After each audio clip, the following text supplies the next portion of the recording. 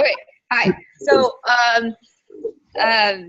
hi. I can see you guys, by the way, which is like, this is really interesting. Okay, anyways, I miss you guys, and a part of like the reason why I was awarded this fellowship is so that like the people that funded me to come out here like wanted me to do like 4 sessions where I like share with you guys like the work that we're doing.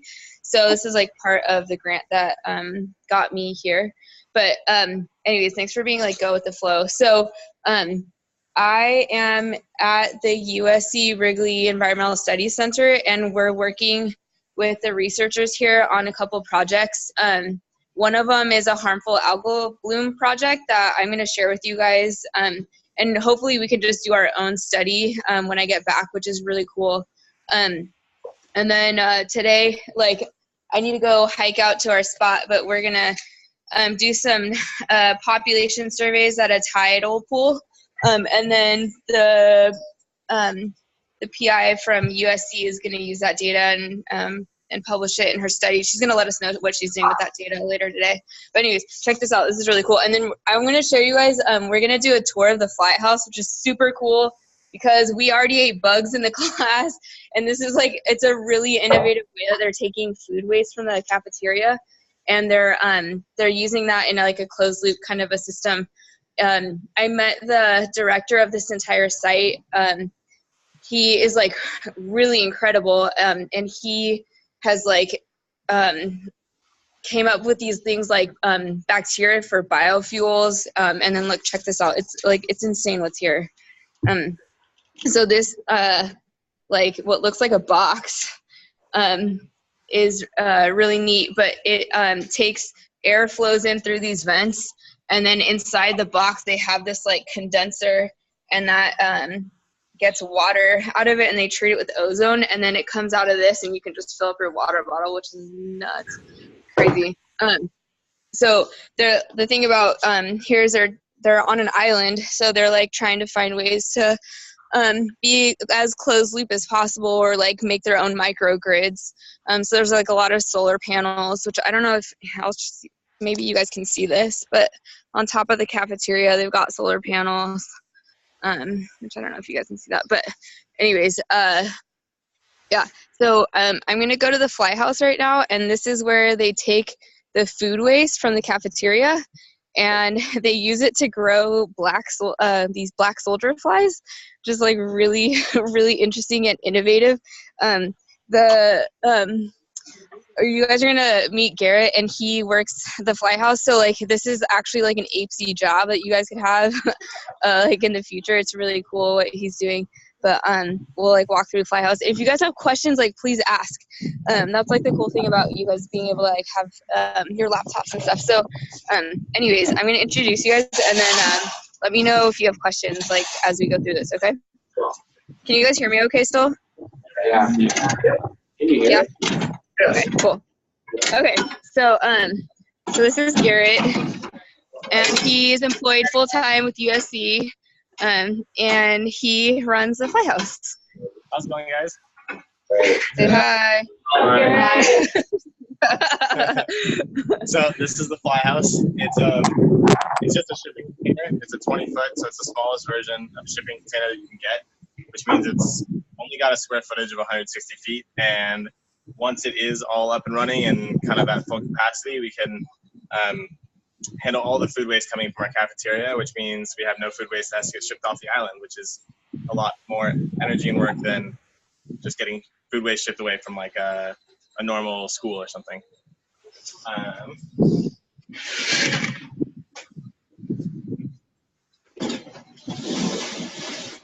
Sorry, just 1 second.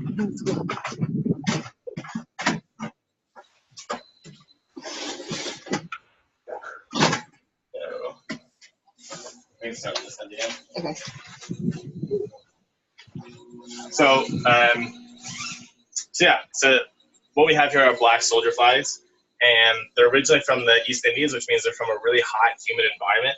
So that's what we're trying to recreate with this shipping container. It's usually around 90 degrees and 60 to 70% humidity in here. It's a little uncomfortable sometimes, but it means when I leave the container, it's a relief. So this is where it kind of starts, I guess, depending on how you look at it. And these are the black soldier flies.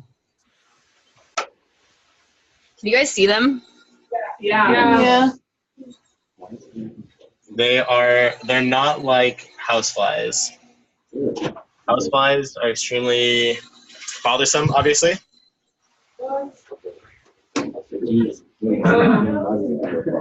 They don't bite. They don't really fly all that much. They have a really short lifespan. They live only 5 to 8 days. This is probably a female. The females are generally bigger, and they have, it's probably hard to see on the camera, but they have a tiny little, they have a tiny little like pincer bit at the back end, and that's for exchanging genetic material and for depositing their eggs.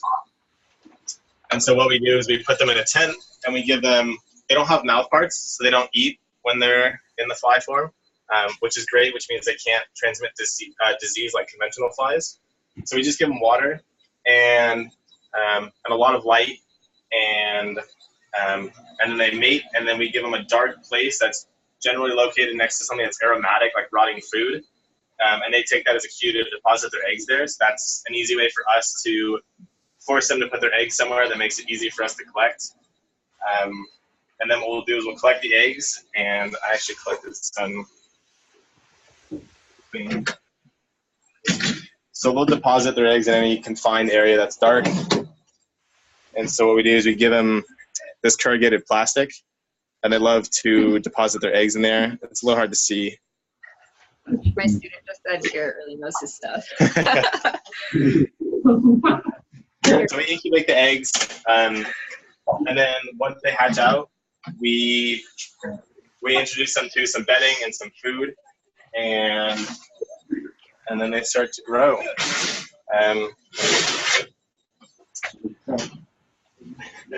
How's it going?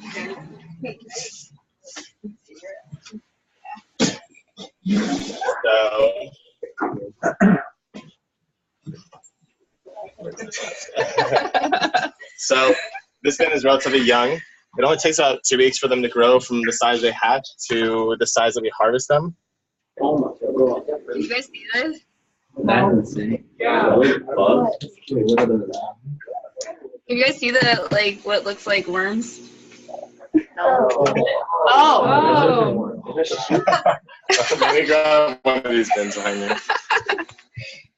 Wait, someone just asked a question. What did they say? Or can you rewrite that question because I didn't catch it all?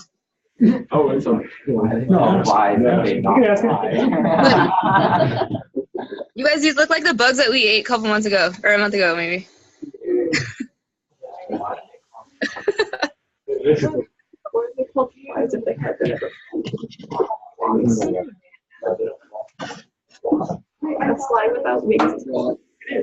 So we feed them just dehydrated food. All the food waste from our cafeteria gets put through a dehydrator, which basically means if it's compostable, so it's food or food products that would normally break down in the environment, then it'll kind of be homogenized and get fed to them uniformly. And it's also great because since all the water's gone, it can't rot anymore, so we can kind of just build up all this food waste until we're kind of running at full capacity when all these bins are full. And then each bin, from start to finish, will handle about like 20 to 25 pounds of food, and it'll produce about 15 pounds of larvae. So that larva will then go and be fed to the fish we have here, or a lot of people have chickens on the island, so we'll feed the larvae to them. Or if you're up for it, and eventually pending FDA approval, it will hopefully be for human consumption as well. So. Did you guys, I see a couple of you guys were asking about what the flies are actually used for. Does that make sense now? And if you could write that in a comment, that would be cool too. And we can ask those questions too, like once we're done with the tour. They're like, what's the flies for? Yeah, so the flies aren't for anything but to keep the cycle going. They don't eat. It's just the larvae that eat. So they have no role in the actual food remediation process. Cool. Can we see that thing? Yeah, I just finished harvesting just the leftovers from last time, so it was very uneventful. All these pellets, this is just like worst case scenario because you don't want these pellets to form with dry centers because then it doesn't separate because then they stay in. Oh, that's so cool. So these guys are really small. That's so cool. Yeah. So this when it's not just pure food or pure larva like this, it's really great for chickens because chickens are really good at discerning the food from the not food. Yeah. But if we took a handful of this and we threw it in with most fish, they just wouldn't touch it because they wouldn't know what food is. Cool. Do you guys have questions? Yes. No. Scared. Yes. What are they using? What's up, Bruno? Yeah. There should be a thing in there called raise your hand. Yeah, I think Bruno had a question. Oh, Bruno wants your shirt. Bruno wants to know if he can get your cool shirt. Maybe not with the staff. It's me on it, but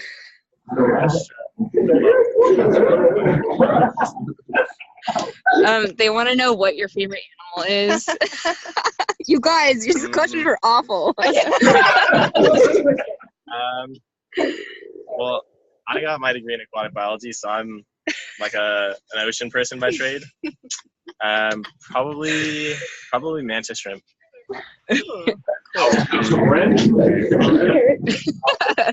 Okay, can you guys say thank you? No. Wow, you guys sound really enthusiastic. Okay.